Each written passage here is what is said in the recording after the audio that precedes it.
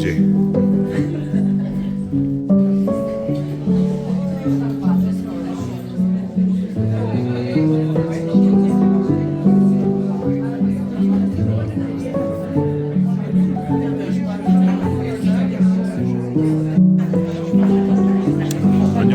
Ir pasiūlymų knygutė su užuomina į Konstituciją, kad žmogus turi teisę turėti savo nuomonę, savo įsitikinimus ir laisvai ją reikšti.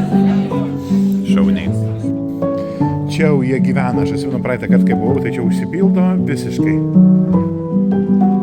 Kokie gamtos rūmai.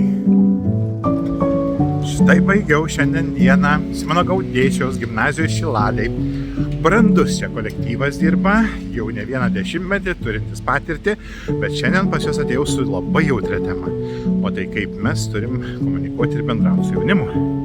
Ir ar mūsų patirtis kartais netrukdo, mūsų standartai, kuriuos mes gavome būdami vaikai, mums netrukdo ir dalinai taip trukdo. Išmokti, parodyti pagarbą dabartiniai kartai, vyresniam mokytojui gali būti iššūkis, nes taip noris, kad jie gerbtų suaugusius, kad jie klausytų. Bet tai yra kita karta.